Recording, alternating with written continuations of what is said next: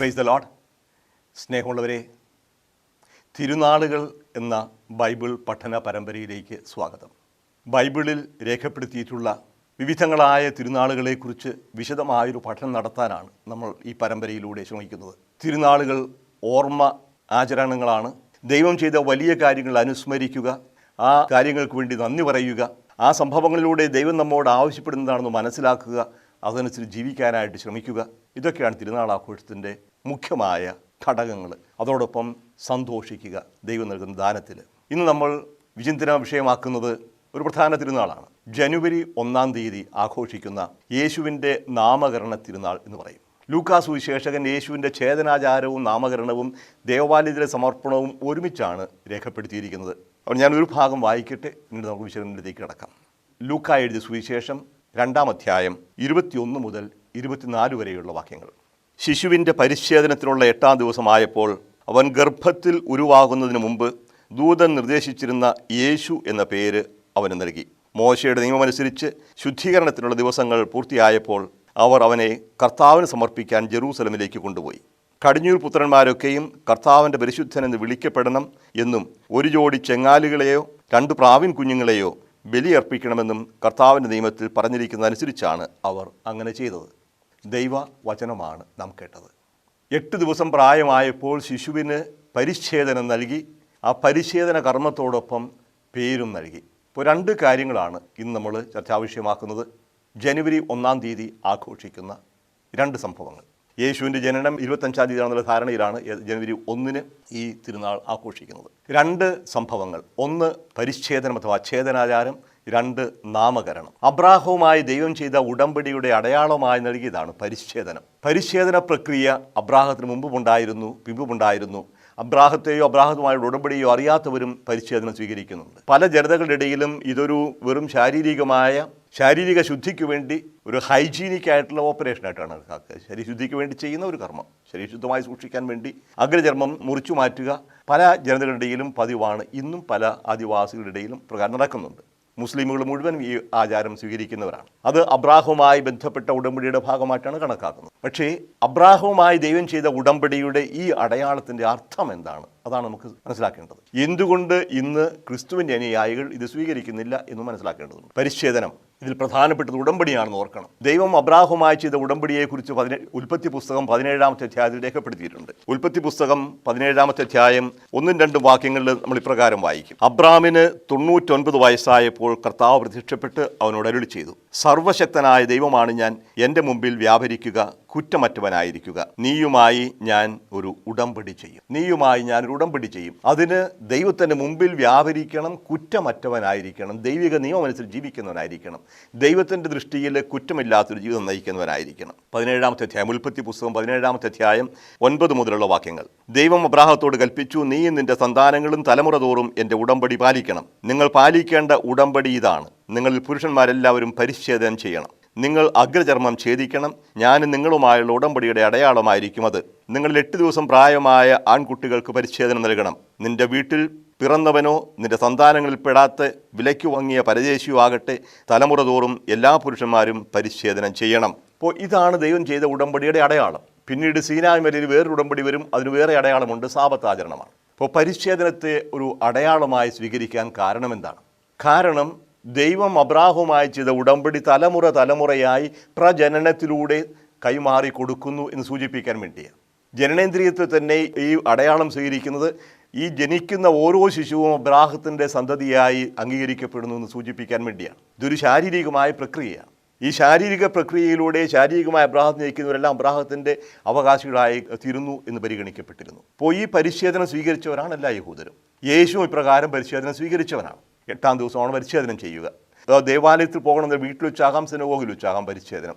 അത് സ്വന്തം പിതാവായിരിക്കാം, അല്ലെങ്കിൽ അതിനുവേണ്ടി നിയുക്തനായ പുരോഹിതനായിരിക്കാം. ഏതായാലും പരിച്ഛേദനം യേശു സ്വീകരിച്ചു. യേശു ഒരു യഹൂദനായിരുന്നു, ഇസ്രായേൽക്കാരനായിരുന്നു. ഇസ്രായേലിൻ്റെ എല്ലാ നിയമങ്ങളും കണിശമായി ആരംഭം മുതലേ അനുസരിച്ച് വന്നവനുമാണ്. ദൈവം മനുഷ്യനായി ഭൂമിയിലേക്ക് ഇറങ്ങിയപ്പോൾ ആ ഇറങ്ങിയ സാഹചര്യത്തിൽ എവിടെ ജനിച്ചുവോ ആ സാഹചര്യത്തിൽ അനുയോജ്യമായിട്ടാണ് അവൻ ജീവിച്ചത്. പിന്നീട് പലരും ചോദ്യം ചെയ്യുന്നതായിട്ട് നമ്മൾ കാണും. പക്ഷേ ഇവിടെ ഈ നിയമം സ്വീകരിക്കുകയാണ്. ഇപ്പോൾ തലമുറയായി കടന്നു വരുന്ന ദൈവത്തിൻ്റെ വാഗ്ദാനം ഓരോ വ്യക്തിക്കും ലഭിക്കുന്നു എന്നാണ് സൂചന. അപ്പോൾ ഇത് പരിച്ഛേദനം. എന്തുകൊണ്ട് ഇന്ന് ക്രൈസ്തവർ പരിച്ഛേദനം സ്വീകരിക്കുന്നില്ല?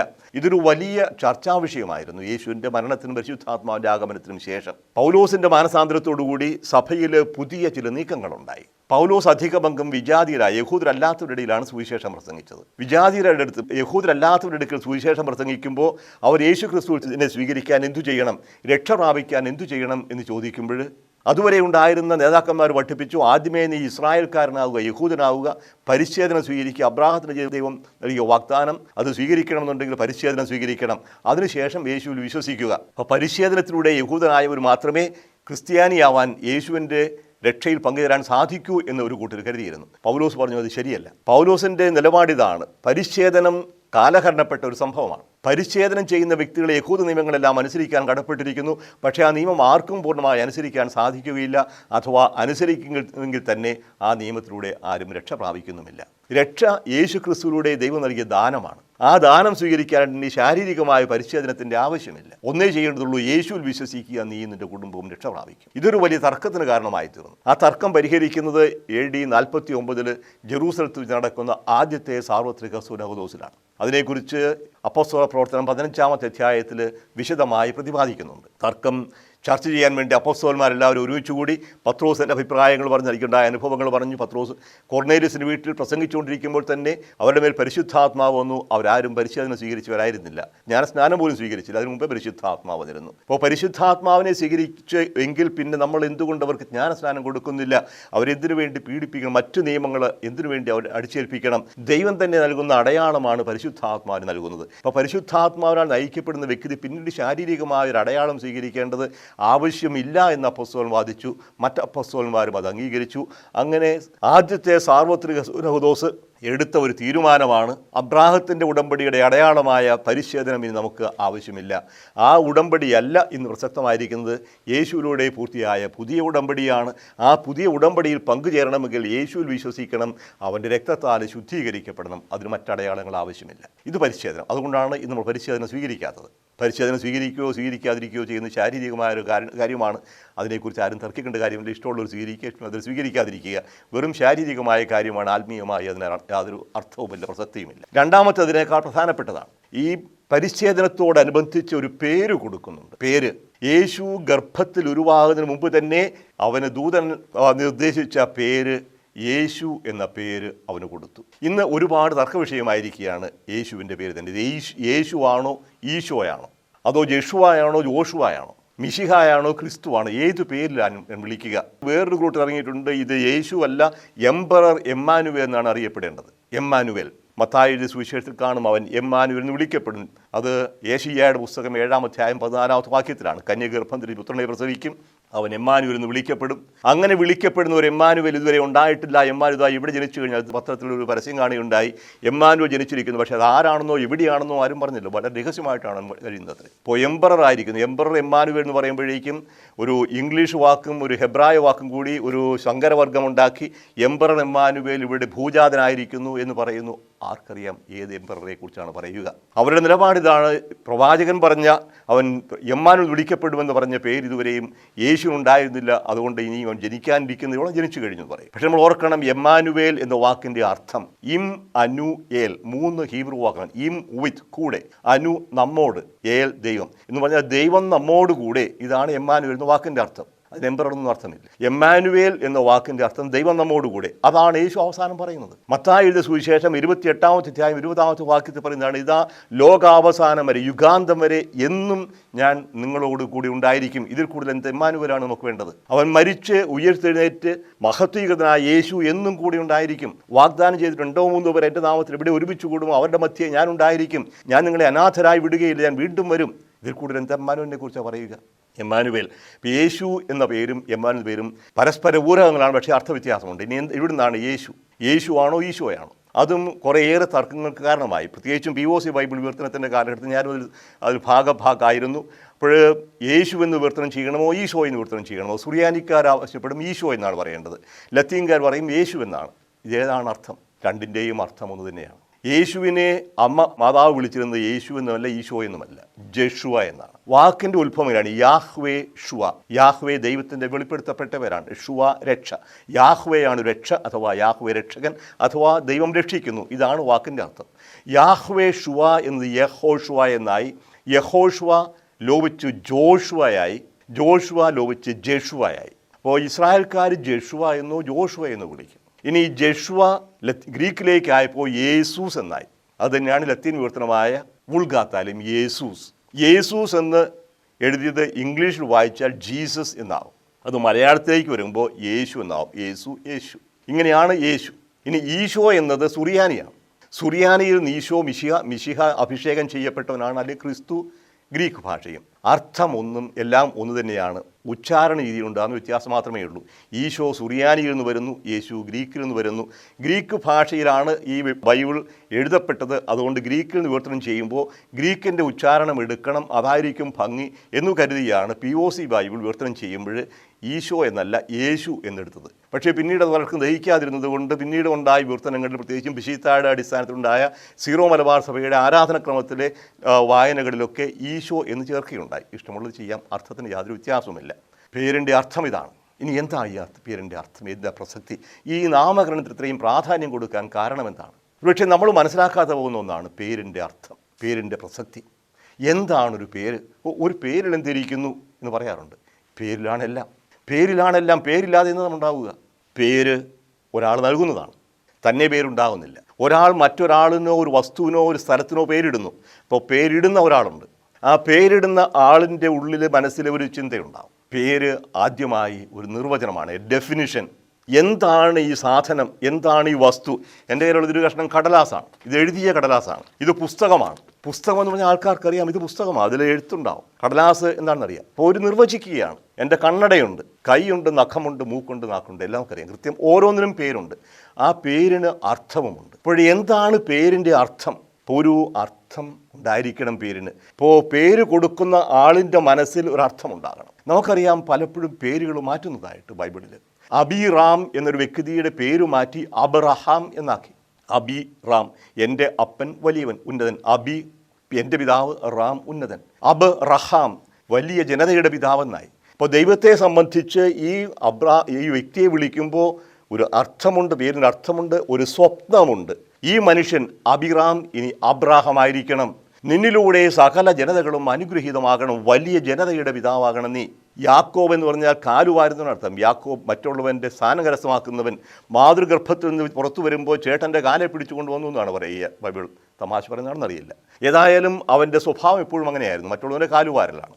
ചേട്ടനെ വഞ്ചിച്ച് അവകാശം വാങ്ങി, അപ്പനെ വഞ്ചിച്ച് അനുഗ്രഹം വാങ്ങി, അവസാനം അമ്മായിപ്പനെ വഞ്ചിച്ച് അവിടെ നിന്ന് എല്ലാം കൊണ്ട് കടന്നു പോരുകയാണ്. എപ്പോഴും ഒളിച്ചോട്ടമായിരുന്നു. ഈ ഒളിച്ചോടുന്ന യാക്കോബിനെയാണ് ദൈവം ഒരിക്കൽ യാബോക്ക് നദീതീരത്ത് പിടിച്ചു നിർത്തി രാത്രി അവനുമായി മല്ലിട്ടു. അവനെ കൊല്ലാൻ തുടങ്ങുകയാണ്. മരണഭീതിയിൽപ്പെട്ട യാക്കോബ് സകല ശക്തി ഉപയോഗിച്ച് ചെറുത്തു നിന്നു. അപ്പോൾ തൻ്റെ ഉള്ളിൽ ശക്തി ഉണ്ടെന്ന് മനസ്സിലാക്കി. അങ്ങനെ അവൻ ദൈവത്തോടും മനുഷ്യരോടും പൊരുതി ജയിച്ചു. ഉള്ളിലെ ശക്തി ഉണർത്തിയത് ദൈവമാണ്. അങ്ങനെ ശക്തി ഉണർന്ന വ്യക്തിയെ ഇസ്രായേൽ എന്ന് വിളിച്ചു. അവൻ യുദ്ധം ചെയ്യുന്നവനാണ്. ദൈവത്തോടും മനുഷ്യരോടും മല്ലടിക്കും. ഇന്നും ഇസ്രായേൽ അങ്ങനെയാണ് ചെയ്തുകൊണ്ടിരിക്കുക. എല്ലാവരോടും മല്ലടിച്ച് ജീവിക്കുന്നത്. കാരണം ചെറിയൊരു സമൂഹത്തെ വിഴുങ്ങാനായി വലിയ തിമിംഗലത്തെ പോലെ വാവിളർന്നു നിൽക്കുന്ന ചുറ്റുപാടുമുള്ള ശക്തികൾ, അവരുടെ 100 മാത്രം വലുപ്പമുള്ള ജംഗസംഖ്യയുള്ള ജനത്തെ വിഴുങ്ങാനായിട്ട് ശ്രമിക്കുമ്പോൾ യുദ്ധം ചെയ്തേ അവർക്ക് ജീവിക്കാൻ സാധിക്കും. കഴിഞ്ഞ 3500 വർഷത്തെ ഇസ്രായേൽ ചരിത്രം നിരന്തരമായ പോരാട്ടങ്ങളുടെ ചരിത്രമാണ്. അപ്പോൾ പേര് ഒരർത്ഥമുണ്ട്, ഒരു സ്വപ്നമുണ്ട്, ഇതിനൊരു ലക്ഷ്യമുണ്ട്. ഈ പേരിടുന്ന വ്യക്തിയെ, ഈ പേരിടുന്ന വ്യക്തി എപ്രകാരം ജീവിക്കണമെന്ന ഒരു പദ്ധതിയുമുണ്ട്. അപ്പോൾ ഇതാണ് പേരിൻ്റെ അർത്ഥം. യേശു വിളിച്ചു. യേശുവിൻ്റെ അടുക്കിലേക്ക് വന്ന് ശിമയോനെ കണ്ട്, നീ ഇനിമേൽ ശിമയോൻ എന്നല്ല വിളിക്കപ്പെടുക, നീ പത്രോസ് ആയിരിക്കും. കേപ്പ എന്നാണ് എൻ്റെ അരമായ വാക്ക്. കേപ്പ എന്ന് പറഞ്ഞാൽ പാറയാണ് അർത്ഥം. അത്തു കേപ്പ, നീ പാറയായിരിക്കും, ഈ പാറമേൽ എൻ്റെ പള്ളി ഞാൻ പണിയും. അപ്പോൾ പലരും പറയും നീ പത്രോസാണ് ഈ പാറമേൽ, നീ പത്രോസാണ് ഈ പാറമേൽ. എവിടെ? യേശു കൈ ചൂണ്ടിന്ന് ആര് പറയുന്നു? അപ്പോൾ നമ്മൾക്ക് പേത്രൂസും പേത്രായും തമ്മിലുള്ള വ്യത്യാസം തെറ്റിപ്പോയതുകൊണ്ടാണ്. പേത്ര എന്ന് ഫെമിനിനാണ്, പേത്രൂസ് എന്നത് മാസ്കുലിനുമാണ്. പേത്ര എന്ന് പറഞ്ഞാൽ പാറ എന്നാണ് അർത്ഥം. കേപ്പ തന്നെയാണ് പാറ. പക്ഷേ പത്രോസിന് സ്ത്രീലിംഗത്തിലുള്ള പേര് ഉപയോഗിക്കാൻ സാധിക്കാത്തതുകൊണ്ട് പേത്രോസ് എന്നോ പേത്രൂസ് എന്നോ പറയുന്നു എന്നേ അർത്ഥമുള്ളൂ. അതുകൊണ്ട് പത്രോസ്, ശിമിയോനെ നീ പാറയാവും, നീ പാറ എന്നാണ് വിളിക്കപ്പെടുക, ഈ പാറമേൽ എൻ്റെ പള്ളി ഞാൻ പണിയും. പത്രോസിൻ്റെ വിശ്വാസം സ്നേഹമാകുന്ന പാറയിലാണ് പണിയപ്പെടുക. പത്രോസിനെ സംബന്ധിച്ച് യേശുവിൻ്റെ പദ്ധതിയാണ്, ഒരു സ്വപ്നമുണ്ട്. ഇതുപോലെയാണ് ഓരോരുത്തർക്കും പേര് കൊടുക്കുക. സാവൂള് പിന്നെ പൗലോസ് ആകുന്നു. പേര് ഒരു അർത്ഥമുള്ളതാണ്, അതിന് സ്വപ്നമുണ്ട്, അതിന് ദൗത്യമുണ്ട്. ഇപ്പോൾ യേശുവിൻ്റെ പേരെന്താണ്? യേശുവിൻ്റെ പേര് രക്ഷകൻ എന്നാണ്. യാഹ്വേഷുവ, ദൈവം രക്ഷിക്കുന്നു. അപ്പോൾ യേശുവിനെ രക്ഷകനായിട്ട് അറിയണം. യേശുവിൻ്റെ നാമമാണ് രക്ഷ. ഈ നാമത്തിന് എന്തുമാത്രം പ്രാധാന്യം കൊടുക്കുന്നു ബൈബിളിൽ നമുക്കറിയാം. ദൈവം തന്നെ കൊടുത്തതാണ് പേര്. മത്തായിയുടെ സുവിശേഷം അനുസരിച്ചാണെങ്കിൽ ജോസഫാണ് ആ പേര് പറയുക, അല്ലെങ്കിൽ മറിയമായിരിക്കും ആര്യനായിട്ട് കൊടുത്ത പേര്. യേശുവ, അവൻ രക്ഷകൻ എന്നറിയപ്പെടും. അവൻ്റെ ദൗത്യം എന്താണ്? ദൈവം ഇവനെ അയച്ചിരിക്കുന്ന ലക്ഷ്യം എന്താണ്? ലോകരക്ഷ. രക്ഷകൻ എന്നാണ് യേശു എന്ന വാക്കിൻ്റെ അർത്ഥം. യേശു എന്ന് വിളിച്ചാലും യേശു എന്ന് വിളിച്ചാൽ എല്ലാ തരത്തിലുള്ള രക്ഷ, ശാരീരികമായ രക്ഷ മാത്രമല്ല, മനുഷ്യന് ആത്യന്തികമായ രക്ഷ, തിന്മയുടെ ആധിപത്യത്തിൽ നിന്ന്, പാപത്തിൽ നിന്ന്, രോഗത്തിൽ നിന്ന്, മരണത്തിൽ നിന്ന് പൂർണ്ണമായ മുക്തി, നമ്മൾ മോക്ഷം എന്ന് പറയും. എല്ലാറ്റിൽ നിന്നും സമ്പൂർണ്ണമായ മോക്ഷപ്രാപ്തി നൽകുന്നവൻ. ഇന്ന് നീ എന്നോടുകൂടി പർദീസായിലായിരിക്കും എന്ന് പറഞ്ഞവൻ ഈ രക്ഷ നൽകുന്നവനാണ്. അപ്പോൾ യേശു എന്നാൽ രക്ഷ നൽകുന്നവനാണ്. ഇനി അങ്ങോട്ട് ഈ യേശുവിൻ്റെ നാമം നോക്കൂ. യേശു പറയും, നിങ്ങൾ എൻ്റെ നാമത്തിൽ പിശാചുക്കളെ ബഹിഷ്കരിക്കും. മർക്കോസ് സുവിശേഷം 16-ാമത്തെ അധ്യായത്തിൽ അവസാനം ശിഷ്യന്മാരെ പറഞ്ഞു വിടുമ്പോൾ യേശു പറയുന്നത് ഇങ്ങനെയാണ്, മർക്കോസ് 16:17, വിശ്വസിക്കുന്നവരോടുകൂടെ ഈ അടയാളങ്ങൾ ഉണ്ടായിരിക്കും. അവർ എൻ്റെ നാമത്തിൽ പിശാചുക്കളെ ബഹിഷ്കരിക്കും, പുതിയ ഭാഷകൾ സംസാരിക്കും, സർപ്പങ്ങളെ കയ്യിലെടുക്കും. യേശുവിൻ്റെ നാമത്തിൽ പ്രവർത്തിക്കും. ശിഷ്യന്മാരെല്ലാം പ്രവർത്തിക്കുന്ന യേശുവിൻ്റെ നാമത്തിലാണ്. എന്താണ് ഈ നാമത്തിൽ പ്രവർത്തിക്കുക എന്ന് പറഞ്ഞാൽ അർത്ഥമാവുക? നാമത്തിൽ പ്രവർത്തിക്കുക എന്ന ആദ്യത്തെ അർത്ഥം അവൻ്റെ അധികാരത്തോടു കൂടി, യേശുവിൻ്റെ നാമത്തിലാണ്. നിങ്ങൾ എന്തു നാമത്തിലാണ്, എന്ത് അധികാരത്തോടു കൂടിയാണ്? അപ്പോസ്തലന്മാരോട് ചോദിക്കും. സാൻഹദ്രിൻ സംഘം ഒരുമിച്ച് കൂടിയിട്ട് ജെറൂസലത്ത് ഒരു അത്ഭുതം പ്രവർത്തിച്ച പത്രോസിനെയും യോഹന്നാനെയും വിചാരണ ചെയ്യുമ്പോഴാണ് ചോദിക്കുക, നിങ്ങൾ ആരുടെ നാമത്തിലാണ് അഥവാ എന്ത് അധികാരത്താലാണ് ഇത് ചെയ്യുക? അപ്പോൾ യേശുവിൻ്റെ നാമത്തിൽ എന്ന് പറഞ്ഞാൽ യേശുവിൻ്റെ അധികാരത്തിൽ. യേശു പറയുന്ന മത്തായിയുടെ സുവിശേഷം 28-ാം അധ്യായം 16-20 വരെയുള്ള വാക്യങ്ങളിൽ, സ്വർഗത്തിലും ഭൂമിയിലുള്ള എല്ലാ അധികാരവും എനിക്ക് നൽകപ്പെട്ടിരിക്കുന്നു. സ്വർഗത്തിലും ഭൂമിയിലുള്ള എല്ലാ അധികാരവും, സർവ്വാധികാരം. ആകയാൽ ഞാൻ പറയുന്നു, നിങ്ങൾ പോയി സുവിശേഷം പ്രസംഗിക്കുവിൻ. അപ്പോൾ യേശുവിൻ്റെ അധികാരം, യേശുവിൻ്റെ അധികാരത്തിലാണ് പ്രവർത്തിക്കുക. ഏത് അധികാരത്തിലാണ്? ഏത് നാമത്തിലാണ്? അതോടൊപ്പം മറ്റൊന്നുകൂടിയുണ്ട്. യേശു പറയും, നിങ്ങൾ പിതാവിൻ്റെയും പുത്രൻ്റെയും പരിശുദ്ധാത്മാവിൻ്റെ നാമത്തിൽ അവരെ സ്നാനപ്പെടുത്തണം എന്ന് പറഞ്ഞാൽ അവർ പിതാവും പുത്രനും പരിശുദ്ധാത്മാവുമായ ത്രിയേക ദൈവത്തിൻ്റെ അധികാരത്തോടുകൂടി എന്ന് മാത്രമല്ല അവിടെ അർത്ഥമുള്ളത്. നാമത്തിൽ എന്ന് വിവർത്തനം ചെയ്യുന്ന ഗ്രീക്ക് വാക്കിന് നാമത്തിലേക്ക് എന്നാണ് അർത്ഥം. ഇത് അല്പം ടെക്നിക്കലാണ്. ഗ്രീക്ക് ഭാഷയിൽ ഇൻ അഥവാ ഇൽ എന്ന് പറയാനായിട്ട് രണ്ട് വാക്കുകളുണ്ട്. എയ്സ് എന്ന് പറയും, അല്ലെങ്കിൽ എയ്സ് EIS, ഇൻ ടു, ഇല്ലേക്ക്, അല്ലെങ്കിൽ എൻ എന്ന് പറയും, ഇൽ. ഇവിടെ വെച്ചിരിക്കുന്നത് എയ്സ്തോ ഓണോമ എന്നാണ് പറയുന്നത്, ഇൻ്റെ നാമത്തിലേക്ക്. എങ്ങനെയാണ് ഒരാളെ നാമത്തിലേക്ക് മാമോദിസ മുക്കുക, നാമത്തിലേക്ക് ഉറപ്പിക്കുക? അർത്ഥം ഇതാണ്. ഈ മാമോദിസ അല്ലെങ്കിൽ ഈ സ്നാനം വഴി സംഭവിക്കുന്നത് പിതാവും പുത്രനും പരിശുദ്ധാത്മാവുമാകുന്ന ത്രിയേക ദൈവത്തിൻ്റെ ജീവനിലേക്ക് ഉൾച്ചേർക്കപ്പെടുകയാണ്. You are incorporated into the life stream of God. ദൈവത്തിൻ്റെ ജീവനിലേക്ക് നമ്മൾ ഉൾച്ചേരുകയാണ്. അതാണ് മാമോദിസ. വെറുതെ പേര് പറയുക മാത്രമല്ല. അപ്പോൾ ദൈവത്തിൻ്റെ ജീവൻ നമ്മിൽ പ്രവഹിക്കുന്നു, അഥവാ നമ്മിലൂടെ നയിക്കുന്നു. നമ്മുടെ സിരകളിലൂടെ ഒഴുകുന്നത് ജീവൻ രക്തമാണെങ്കിൽ ദൈവത്തിൻ്റെ ജീവനാണ്. അപ്പോൾ നാമം, അതാണ് യേശുവിൻ്റെ നാമത്തിൽ അത്ഭുതങ്ങൾ പ്രവർത്തിക്കുന്നു, യേശുവിൻ്റെ നാമത്തിൽ പ്രസംഗിക്കുന്നു. യേശുവിൻ്റെ നാമത്തിൽ അല്ലാതെ മറ്റൊന്നും ചെയ്യാൻ സാധിക്കുകയില്ല. പത്രോസിൻ്റെ പ്രഖ്യാപനമുണ്ട്, യേശു ക്രിസ്തുവിൻ്റെ നാമത്തിൽ ഈ ലോകത്തിൽ സൂര്യന് താഴെ ഭൂമിയിലേക്ക് മേൽ രക്ഷപ്പെടാനായി യേശുവിൻ്റേതല്ലാതെ മറ്റൊരു നാമവും നൽകപ്പെട്ടിട്ടില്ല. ഒരു നാമവും. ഈ നാമം അധികാരമാണ്, ദൈവത്തിൻ്റെ അധികാരമാണ്, ദൈവത്തിൻ്റെ രക്ഷയുടെ നിർവചനമാണ്. ഈ യേശുവിൻ്റെ നാമത്തിൽ വേണം നമ്മൾ വിശ്വസിക്കാൻ. അവൻ്റെ നാമത്തിൽ വിശ്വസിക്കുന്നവർ, അവൻ്റെ നാമം ഏറ്റുപറയുന്നവർ ഒരു ജനമായി മാറുന്നു. അവൻ്റെ നാമത്തിൽ എന്ത് ചോദിച്ചാലും തരും. യേശു വാഗ്ദാനം ചെയ്തിരിക്കുകയാണ്. യോഹന്നാന്റെ സുവിശേഷം 14-ാമത്തെ അധ്യായത്തിൽ 14-ാമത്തെ വാക്യം പ്രകാരം കാണും, എൻ്റെ നാമത്തിൽ നിങ്ങൾ എന്നോട് എന്തെങ്കിലും ചോദിച്ചാൽ ഞാനത് ചെയ്തു തരും. എൻ്റെ നാമത്തിൽ ചോദിച്ചാൽ ഞാൻ ചെയ്തു തരും. അതുപോലെ തന്നെ 15-ാം അധ്യായം 16-ാമത്തെ വാക്യത്തിൽ വീണ്ടും കാണും, നിങ്ങൾ എന്നെ തിരഞ്ഞെടുക്കുകയല്ല, ഞാൻ നിങ്ങളെ തിരഞ്ഞെടുക്കുകയാണ് ചെയ്തത്.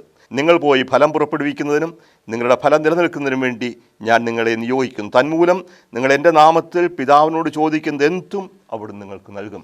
ചോദിക്കുന്നത് എന്തും നൽകും. എൻ്റെ നാമത്തിൽ, ഈ നാമത്തിലാണ്. ദൈവം നൽകിയ നാമമാണ്. ഫിലിപ്പിയർക്ക് എഴുതിയ ലേഖനം 2-ാമത്തെ അധ്യായം 6 മുതൽ 10 വരെയുള്ള വാക്യങ്ങൾ ഇങ്ങനെ കാണും. അവൻ ദൈവത്തിൻ്റെ രൂപത്തിലായിരുന്നെങ്കിലും ദൈവവുമായുള്ള സമാനത നിലനിർത്തേണ്ട കാര്യമായി പരിഗണിച്ചില്ല. തന്നെ ശൂന്യനാക്കിക്കൊണ്ട് ദാസന്റെ രൂപം സ്വീകരിച്ച് മനുഷ്യരുടെ സാദൃശ്യത്തിലായിത്തീർന്ന് ആകൃതിയിൽ മനുഷ്യനെ പോലെ കാണപ്പെട്ടു. മരണം വരെ, അതേ കുരിശു മരണം വരെ അനുസരണമുള്ളവനായി തന്നെ താഴ്ത്തി. ആകയാൽ ദൈവം അവനെ അത്യധികം ഉയർത്തി എല്ലാ നാമങ്ങൾക്കും ഉപരിയായ നാമം നൽകുകയും ചെയ്തു. എല്ലാ നാമങ്ങൾക്കും ഉപരിയായ നാമം നൽകുകയും ചെയ്തു. ഇത് യേശുവിൻ്റെ നാമത്തിന് മുൻപിൽ സ്വർഗത്തിലും ഭൂമിയിലും പാതാളത്തിലുമുള്ള സകലരും മുട്ടുകൾ മടക്കുന്നതിനും യേശു ക്രിസ്തു കർത്താവാണെന്ന് പിതാവായ ദൈവത്തിൻ്റെ മഹത്വത്തിനായി എല്ലാ നാവുകളും ഏറ്റുപറയുന്നതിനും വേണ്ടിയാണ്. എല്ലാ നാമങ്ങൾക്കും ഉപരിയായ നാമം. ഈ നാമത്തിലാണ് നാം വിളിക്കപ്പെടുന്നത്. യേശു ക്രിസ്തുവിൻ്റെ നാമത്തിലാണ് ഇന്ന് നമ്മൾ അറിയപ്പെടുക. ക്രിസ്ത്യാനികൾ, അതിൻ്റെ പേരിൽ തന്നെയാണ് ഒരുപാട് രാജ്യങ്ങളിൽ കൊല്ലപ്പെടുന്നത്. ഏറ്റവും അവസാനമായിരിക്കുന്ന IS ഭീകരരുടേതാണ്. നൂറുകണക്കിന് ആയിരക്കണക്കിന് ക്രൈസ്തവർ ക്രിസ്ത്യാനിയാണെന്നൊരു പേരിൽ മാത്രം കൊല്ലപ്പെടുന്ന സംഭവങ്ങൾ ഉണ്ടായിക്കൊണ്ടിരിക്കുന്നു. ഈ സാഹചര്യത്തിൽ നാമത്തെക്കുറിച്ച് നമ്മൾ ഓർത്തിരിക്കണം. അതോടൊപ്പം നമ്മൾ ഓർക്കണം, നമ്മുടെ പേരിനും ഒരു അർത്ഥമുണ്ട്. മാതാപിതാക്കന്മാർ കുഞ്ഞുങ്ങൾക്ക് പേര് കൊടുക്കുമ്പോൾ എന്താണ് തങ്ങൾ കൊടുക്കുന്ന പേര് എന്ന് ഓർക്കണം. അപ്പൻ്റെയും അമ്മയുടെയും പേരിൻ്റെ ആദ്യത്തെ അക്ഷരം എടുത്ത് കൊടുത്താൽ പേരാവുകയില്ല. അത് ചിലപ്പം ജോലിയുമാകും, ലിജോയുമാകും. ജോണിയുടെയും ലിസിയുടെയും കൂടെ മകൻ ജോലി, മകളാണെങ്കിൽ ലിജോ കൊടുക്കാം. എന്തർത്ഥമാണുള്ളത്? കൊടുത്ത മാതാപിതാക്കന്മാർക്കോ പറയുന്ന വ്യക്തികൾക്കോ അറിയാൻ പാടില്ല എൻ്റെ പേരിൻ്റെ അർത്ഥം എന്താണ്, എന്തിനാണ് നിനക്ക് ഈ പേര് കൊടുക്കുന്നത്. പേര് കൊടുക്കുമ്പോൾ ഒരർത്ഥമുണ്ടാകണം. ആ പേരിടുന്ന ആൾക്കൊരു സ്വപ്നമുണ്ടാകണം.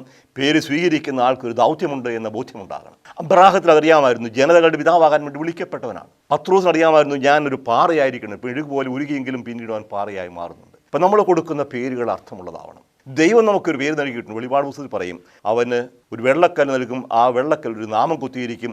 അത് സ്വീകരിക്കുന്നവനും കൊടുക്കുന്നവനും മാത്രമേ അറിയൂ.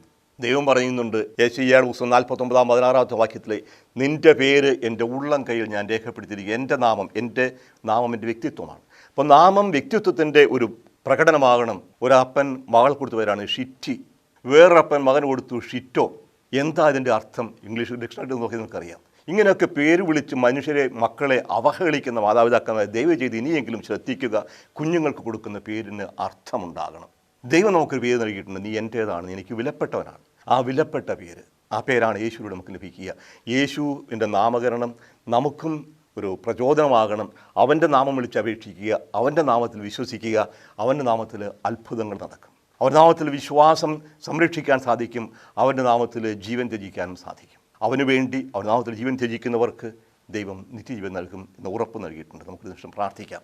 കാരുണ്യവാനും സ്നേഹനിധിയുമായ ദൈവമേ, അവിടുത്തെ പുത്രനെ രക്ഷകനായി ഈശോയായി ഈ ഭൂമിയിലേക്ക് അയച്ച ആ വലിയ കൃപയ്ക്ക് ഞങ്ങൾ നന്ദി പറയുന്നു.